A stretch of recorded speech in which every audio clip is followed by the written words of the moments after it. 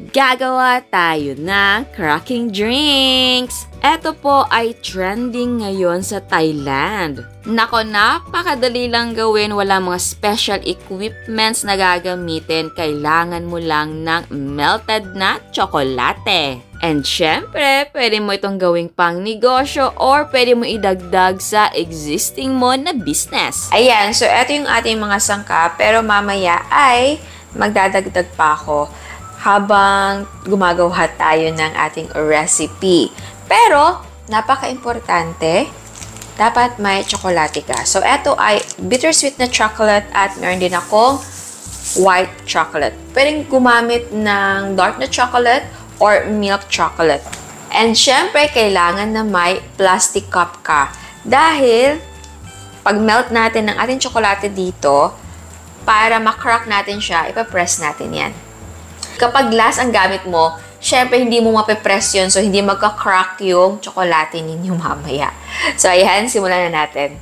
Ayan, so unahin natin na tunawin yung ating tsokolate. Ito ay bittersweet na chocolate, pero pwedeng gumamit ng milk chocolate or yung dark chocolate. So, ginagawa kong method dito ay bain-marie or water bath or double broiler. Ipapatong mo ang heat-resistant na bowl na may tsokolate natin syempre sa pot na may konting tubig na nagsisimmer lang. And ayan, eto na siya. So, hanguin natin ito at palamigin natin ng konti. Tapos, ilagay na natin sa cup. Next naman ay tunawin natin ang white chocolate. So, same procedure lang. And remember, dapat yung bowl natin ay hindi nakalapat doon sa mainit na tubig. So, dapat may distance. Ayan, natunaw na ang tsokolate. So, hanguin natin ito at palamigin natin ng konti. So, ito yung gagamitin ko na cup. Ito ay 16 ounce. So, ito ay galing sa freezer. So, sinadya ko siyang ilagay sa freezer para mabilis mag-set yung ating melted na tsokolate. So, maglagay tayo ng ating tsokolate. Ayan. Okay, so, i-spread natin siya. So, spread lang natin yan. Okay. So, ilagay kong melted na tsokolate ay half cup para hindi naman masyadong manipis, hindi din masyadong makapal. Ayan, kapag na-spread na natin siya, pwedeng ilagay na muna natin sa freezer para tumigas. So, mga 1 to 2 minutes lang. Mabilis lang to eh. Titigas din agad. Next naman, ang ating white chocolate. So, same procedure lang. Sa amount ng tsokolate, pwede naman 1/4 to 1/3 ang ilalagay mo. Ako, half cup yung nilagay ko na melted na chocolate para pag crack ko, tunog na tunog talaga. And, ayan na siya. So, ilagay natin ito sa freezer. And, after ilagay sa freezer, ay eto na po siya. So, pwede na gumawa ka nito or mag-stock ka ng marami para kung may mag-order ay mabilis lang. Okay, ang unang gawin natin ay may coffee na drink. So, meron tayong condensed milk. Maglagay tayo. Ayan.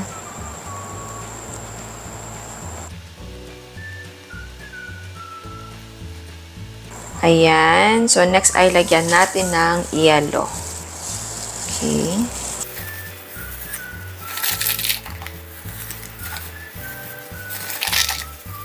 Then next ay maglagay tayo ng full cream milk or pwede din na fresh milk or kahit anong gusto yung gatas.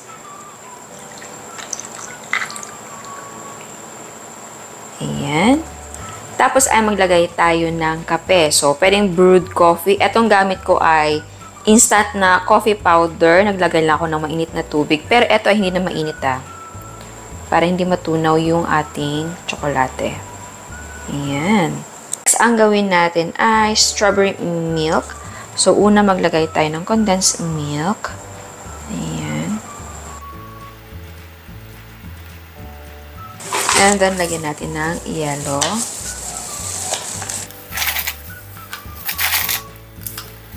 And then, lagay tayo ng full cream milk.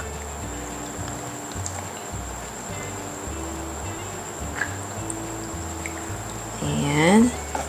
Tapos, paglagay tayo ng strawberry na syrup.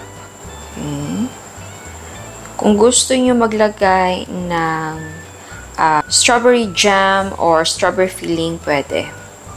Next naman, ang gusto kong flavor ay ube. So, meron tayong ube halaya.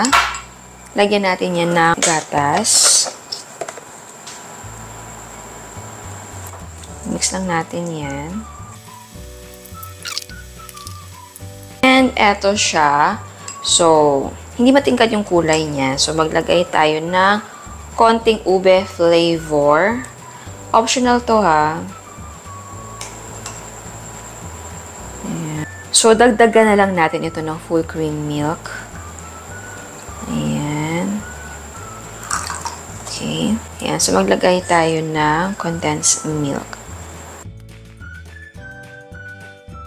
Next ay, maglagay tayo ng yellow. Ayan. Tapos ay ibuhos natin to. Okay. Next na magagawin nating flavor ay chocolatey. So, very chocolatey yung gagawin natin.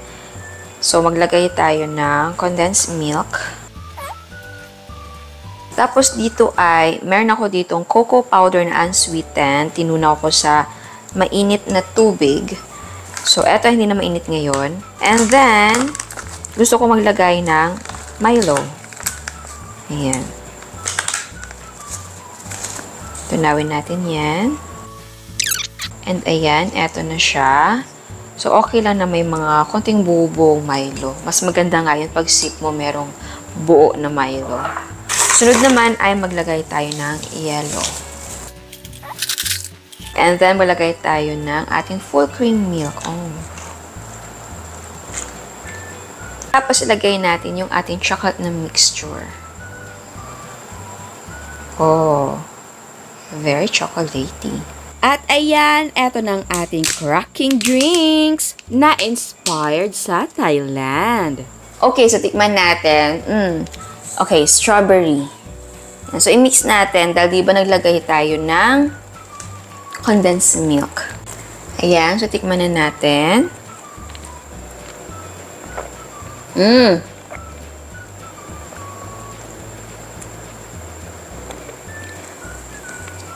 Napaka-refreshing niya.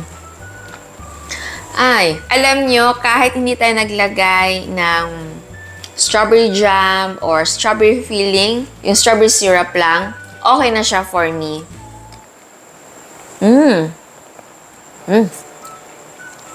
Sarap niya. Okay, para naman dun sa ating chocolate crack natin. Chocolate cracks, ayan.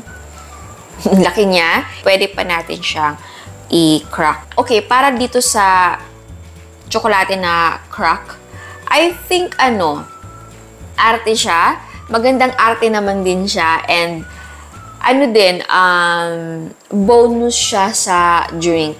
Kasi, di ba, tsokolate. So, maganda talaga na may tsokolate sa drink mo. Parang, ang dating kasi kapag may ganitong tsokolate sa drink mo, special, extra special, ganun siya. Pero sa flavor, hindi ko pa siya nakukuha. So for me, parang dapat mo pa siyang i-crack. Yung parang bits talaga, para pag sip mo, makakain mo siya. Eto ang gagawin syempre, para mo siyang i-fish out na lang. Tapos,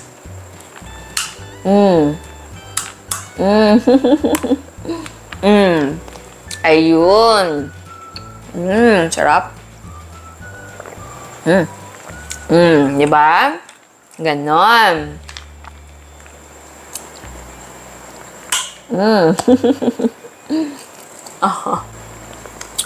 Talaga siya, parang additional siya sa texture, tapos sa lasa yun, kapag nakain mo na siya, additional siya, and magandang anong tawag to? Para magandang gimmick, magandang arte sa cup.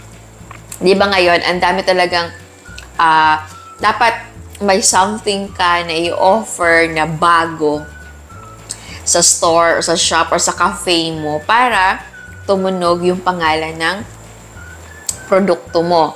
So, eto, magandang additional siya sa menu dahil nga naman, very unique. And sa flavor, napaka-basic lang ng ginawa natin. Kita nyo naman, gatas and flavor lang. So, pwede yung gamitin yung mga summer drinks or drinks recipe natin, yung milk base, yung coffee base, yung chocolate base, and pwede na tea base. Yes, pwede po milk tea yung gawin nyo dito sa nagsa-trend na cracking drink. Pero yes, pwede kang mag-create ng sarili mong flavor or yung mga drinks na ginagawa mo na ay pwedeng ganito yung pag-serve mo. So, parang additional lang talaga to sa drinks na usual na ginagawa mo. Gaya ng kung may matcha ka, pwede. Tapos, pwede ka mag-topping dito ng whipped cream, ice cream, or cream cheese. Yung pwede yung sa Enjoy na cream cheese, yung powdered. Pwedeng ganon. Ang observation ko dito, mas malalasahan mo talaga yung tsokolate na inilagay natin sa ating cup kapag hot drink yung inilagay. Dahil, syempre, kapag hot drink, magme-melt again yung tsokolate. Yun nga lang, wala na yung cracking effect dahil natunaw na siya. So, ganun yun. Ito naman, enjoy naman din siyang kainin kasi nga, bonus yung ating cracking ng tsokolate. Di ba pag crack mo, ang ganda niya tignan, ang ganda niya pakinggan. Di ba? At kung gusto nyo na ibang kulay ng tsokolate, meron ng available sa market yan. May pink, may violet, may matcha. Meron. So, may pula din. Kung gusto nyo na ganon, mag-experiment kayo. Marami na sa market yan. Hindi ka na mahihirapan dahil mabibili mo na siya online or sa mga physical store. So, ayan. Sana nagustuhan nyo ang recipe natin ngayon. Ciao! At sa mga hindi pa nakasubscribe, please subscribe sa ating YouTube channel and please click the notification bell and please click all para ma-notify kayo sa lahat ng uploads. And please don't forget to like our Facebook page and follow us on Instagram. Thank you!